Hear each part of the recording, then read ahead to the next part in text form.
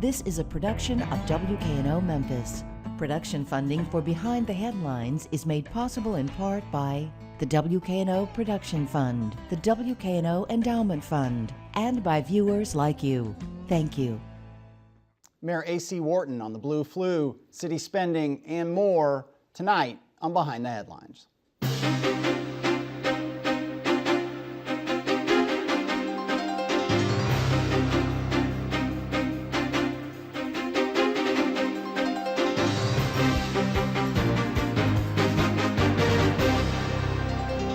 I'm Eric Barnes, publisher of the Memphis Daily News. Thanks for joining us. We are joined tonight by Mayor A.C. Wharton. Thank you for being here again. Thank you, Eric. Along with Bill Dries from the Memphis Daily News and Les Smith, Fox 13 News. So you are faced, Mayor, the city is faced with a tremendous challenge right now. A protest of sort, I'm not sure what to call it, of the police being out, some 500 a few days ago. A little bit of restlessness among the fire department now, and calling in sick. First of all, is the police department on strike? And even if it's not a strike, what can you do to correct the situation? Well, I've assiduously refrained from putting a label on it because, quite frankly, that doesn't do anything. All we know is that there are a certain number of officers who almost apparently in concert, I have to say that, have called in sick. And to a much lesser degree on the fire department. Bottom line is the effect is the same. With the police department is straining our resources. Again, I won't label that as a crisis or whatever, but it's putting a lot of pressure on us in both the fire and police departments. What can we do about that?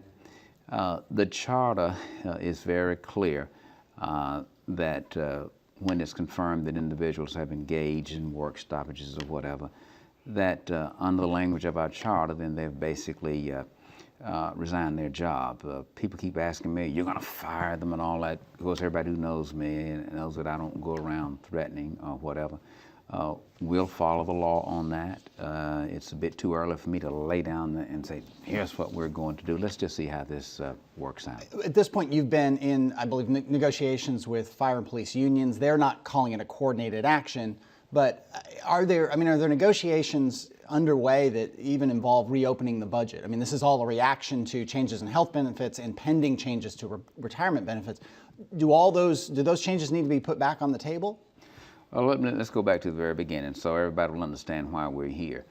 We're not here as a result of the council running out of something to do or the mayor having some spare time and said, let's go out and make some big changes here.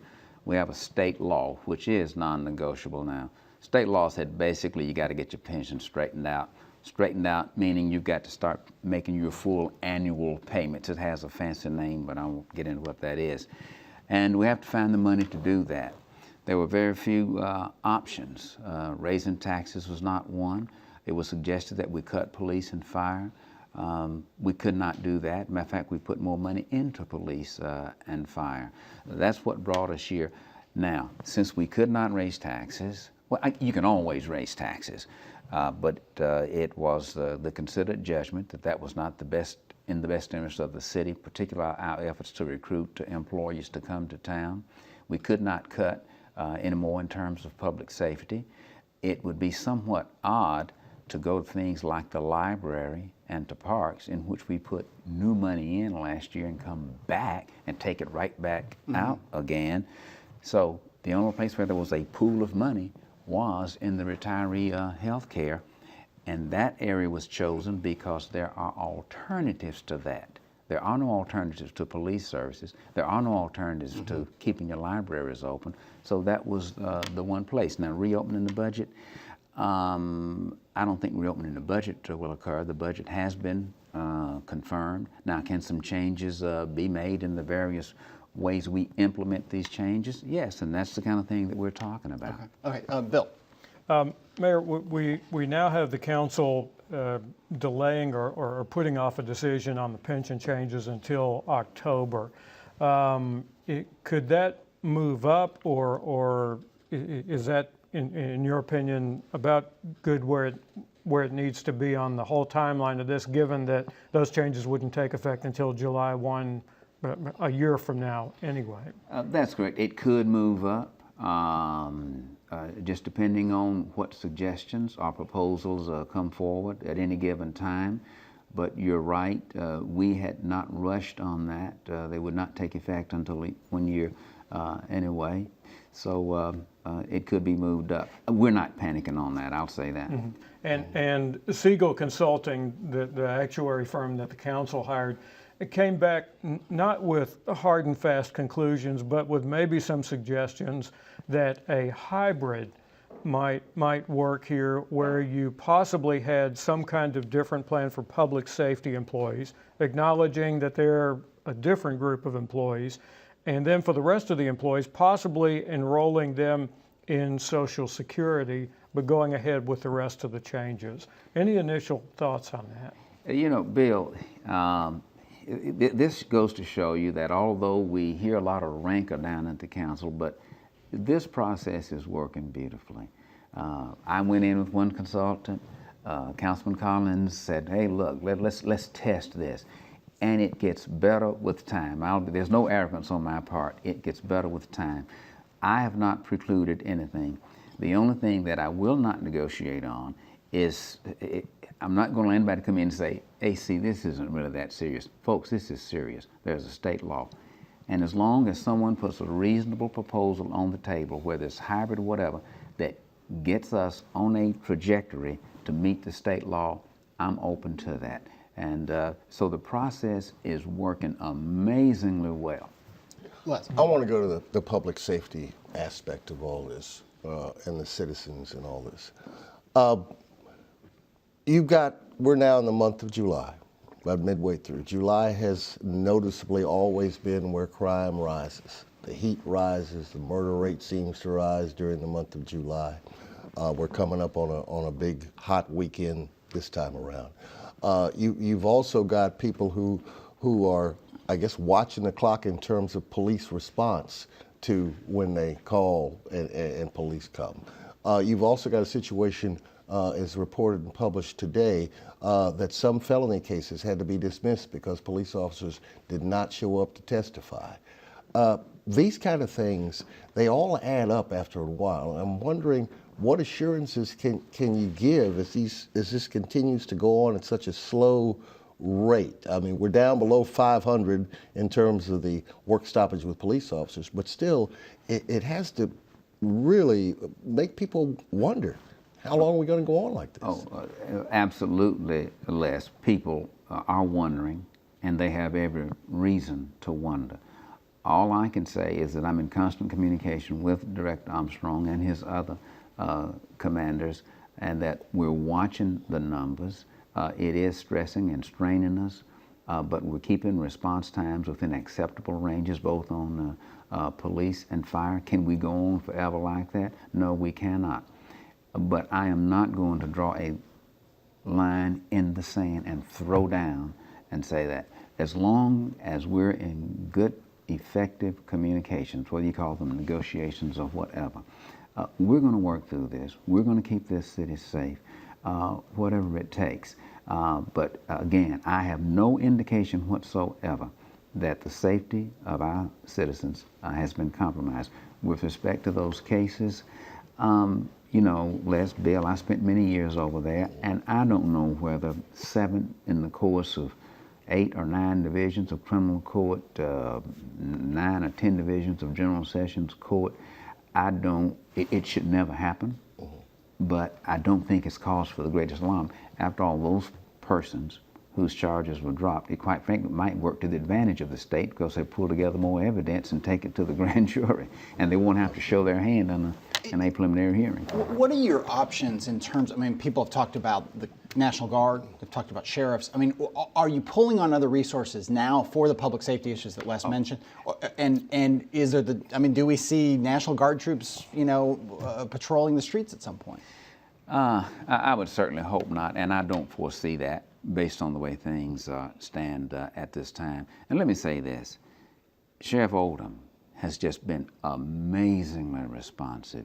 keep in mind, this did not just explode on us. We had good intelligence that this was coming. We have been in constant communication with him. He did not stutter. He did not hesitate. The minute we pulled the switch on having his men and women come into the Beale Street area, it was there in a matter of minutes. And even on the following nights when we said, hey, we need a few more on the streets, he was there in a split second. He's standing by right now with more.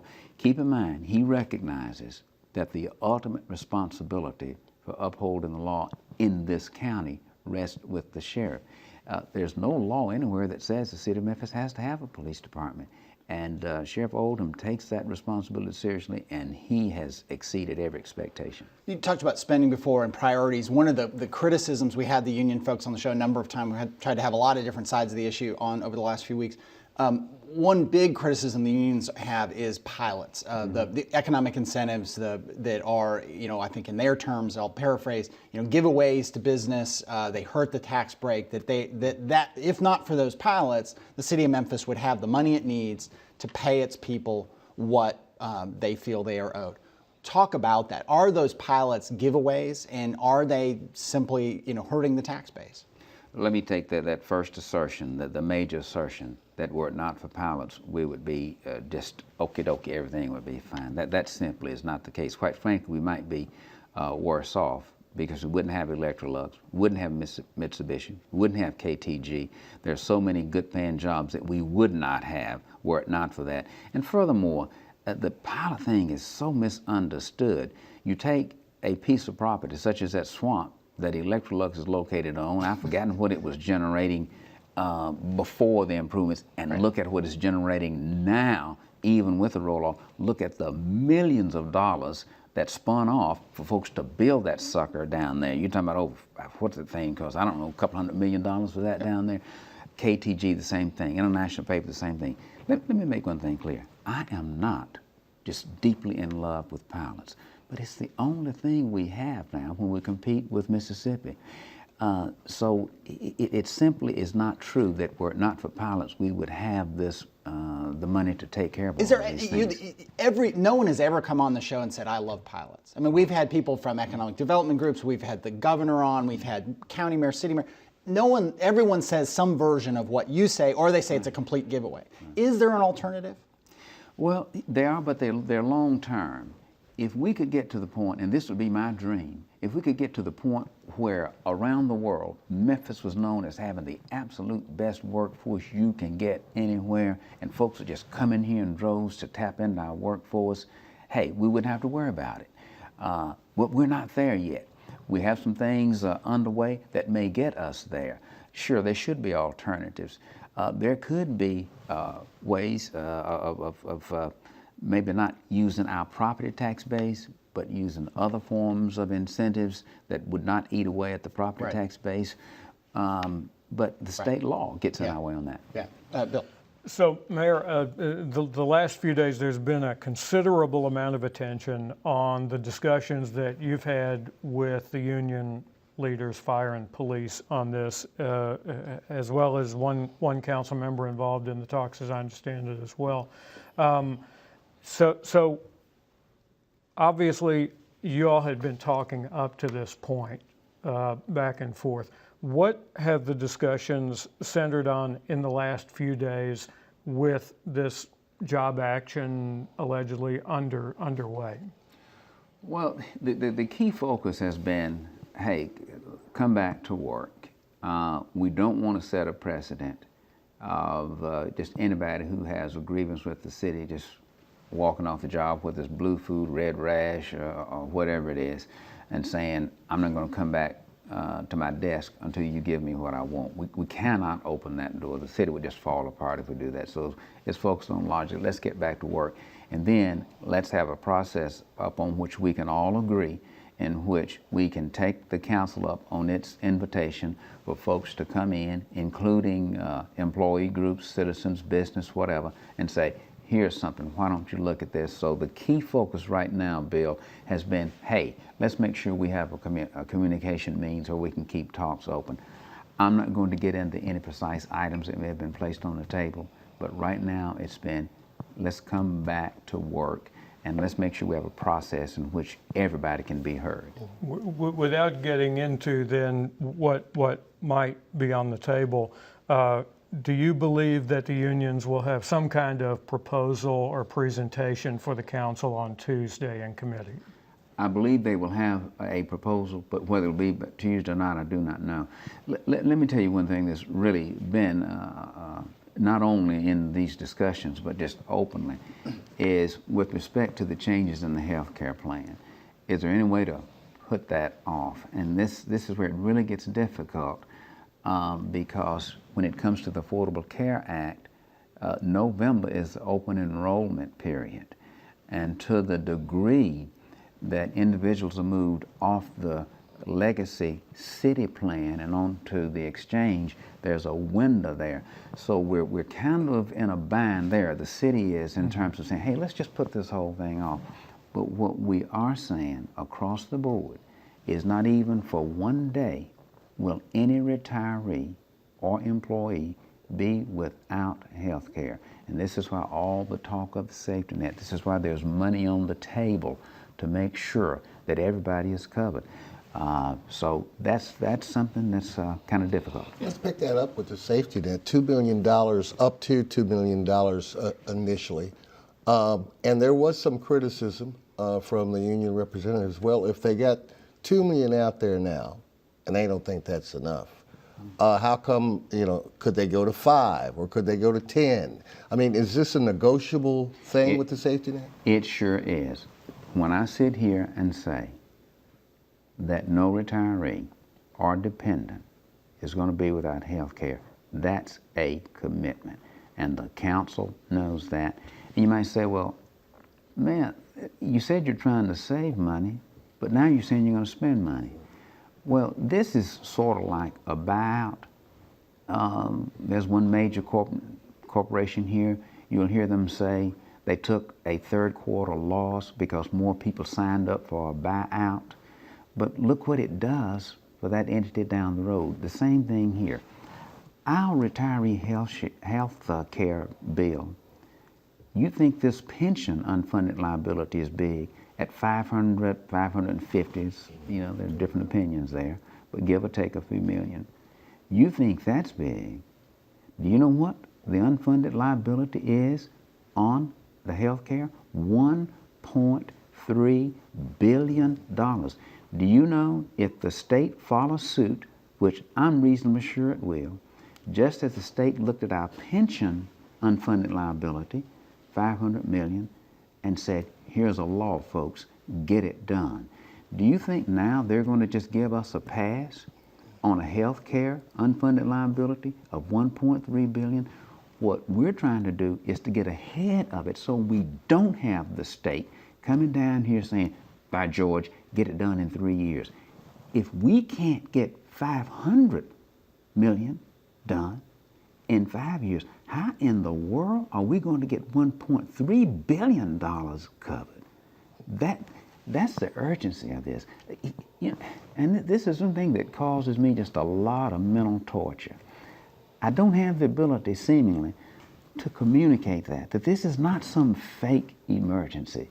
The state has spoken on the pension, and it's only common sense to believe that they will very soon speak on OPEB. Do the changes that were made to the health benefits now, does that at all address that $1.3 billion you're talking about? Yes. It does? Yes. See, if we move out of the guarantee business, Gotcha. out of city funds, then there's no such thing Okay. as an unfunded obligation. Yes, that thing will drop. If these changes go into play as scheduled, that unfunded obligation out there, which, by the way, if we had to start paying it right now on the same schedule as we do the pension, would be about $90 million on top of what we're paying. And the city budget is what, $620 Right, okay. $3 million. So when we talk it would about drop spending, by the way, Eric, it would drop from $1.3 billion down to about $200 million. So, yeah, a more manageable number. We talk about spending. I mean, some folks on city council have said, who are not big on spending, who've been in favor of these kind of changes you're making, say we don't spend enough money on certain things, the nuts and bolts of city government. For instance, potholes and road repair, and that the cycle of repaving is, I don't know how many decades, but it's too much. And just downtown, I mean, your office downtown, my office downtown, the downtown roads it's really kind of awful. What do you do about that? Again, the kind of bread and butter of city government. How do you get road repair, potholes? We have bad winters now. How do you get those things on track in this era of limited funds? We rearrange, we cut. If you look at the number of employees employed by the city, it's dropping every year. Yeah. We do belt tightening. And where necessary, last year, listen, the council stepped up, increased the tax rate, and you will see we've ramped up the pothole. We're buying new equipment. So we're going to find a way to do that. Are we where we want to be? Absolutely not. But you're absolutely right. If you remember my state of the city, it all had to do with the P's, and potholes, meaning quality of life, is one of them, and we've delivered on that. Yeah. Just 5 minutes left in the show. And the administration also had to adjust, Mayor, in terms of blight, specifically in demolition, because you no longer could use CIP for was it just demolition or was it blight in general? Particularly demolition, blight in general. Now, and what Bill is referring to is in the past we had been allowed to use general obligation bonds proceeds to do demolition. We got a ruling that we could no longer do that, so we had to save some money, which we did, pulled out an additional $4 million because we had done some belt tightening over the course of this year, so we're back on track on our blight removal. We'll be ramping that up. Left. On Tuesday, as you referred to, Shay Flynn will be chairing committee for ideas. Will you be there to listen to some of these ideas? I will be listening. I don't know whether I'll be in the room there or not. There's so much going on. But I will hear every one of them. Yeah. In terms of ideas, and some have been put forth, one of the most notable, I guess, this week was from Carol Chumney and Tawan Stout Mitchell, former city councilwomen together. They suggested a 10% cut for all divisions across the board. I take it you really did not appreciate that one too much. No, and here is, but first of all, I appreciate their willingness to step forward because it would be hypocritical of us to say, folks, give us your ideas, and then we start knocking the minute folks step up with something. I will observe that if you say 10% across the board, that includes police and fire. Dr. Janikowski has already told us with respect to police that we're down to where all of the experts have said we should be. We're just below 2280. We're going to lose 115 officers this year. That'll take us down to 2,165. Everybody concedes that's below the complement for our police department as it is presently organized. Fire, we have lost 114 positions over the course of 3 years. We're down to the bone there. So I don't know how we could come back and cut 10% because out of when we talk about cutting, we always say this, but city spending really is people, right? That's 80% of the budget. So if you're talking about 10%, you're talking about 200 people in the police department or something. That's correct. Right. A couple things, just a few minutes left. When there were a bunch of city council meetings over the last, weeks and weeks, as very contentious. You got a lot of criticism for not appearing at one of them. What was your response to that? That people were frustrated. Were you afraid to go? Were you didn't want to go? You didn't care? Oh, listen, let me tell you, we kept it behind the headlines, so to speak. But I did something that I don't think anybody else did. Leading up to the budget, and I'll give you my schedule, I made 14 visits to the employees, went right in their face in a very quiet setting, Crump Station, fire camp, police, all animal shelter, everywhere, and said, folks, here is what I am proposing. Here's what it's going to do to you. I didn't call a press conference on those, so I don't feel that I need to add to anything that's Yeah. going to hype up the debate. I am in good conscience on having met with employees. Just a couple minutes left here. It's, again, spending in not as big ticket items as some of these things we've talked about, but the trolleys. The trolleys stopped running. People who are downtown see that. It's a big tourist attraction. What happens with the trolleys? Is there funding there to get those back on the rails, or is there a plan B for them? We'll get them back, and some of the plans I have in mind might even be enhance it as we try to connect the north end of the mall with the south end. You've heard my proposal for an exhibit center, exhibition conference center on the south end that talks about a convention center. We've got to tie those two bookends together, so it's going to be enhanced, if anything. Any time frame on getting them back? I think they're right on schedule. They said 6 to Okay. 6, so we Yeah, should something like get them that. back right. And you talked about the North End Bass Pro. I mean, it's for better or worse, it's one of your signature projects. Is it on track? I mean, will there be sales of sporting goods and visitors and so on time, on schedule? Whatever the schedule is now. I mean, is that going to happen? Whatever the schedule is, it will be on schedule. Put it that way. But let me tell you, whenever that schedule is, it is going to be well worth it. I'll tell you that. There's no wavering in the commitment from the Bass There's Pro no side. wavering. The elevator shaft is in. Okay. Johnny Morris has been here twice in the past 2 weeks. He's hands-on that thing. One question about unwavering 30 and seconds. commitment. Are you still a candidate in 2015 for mayor? Yes, but I don't know, there may be some legal ramifications for declaring the candidacy, but yes. None of this has dissuaded you? No, All the heat, all the pressure? No, these are growing pains of a big city. All right. Thank you, Mayor Wharton, for being here. Thank you for joining us. Join us again next week. Good night.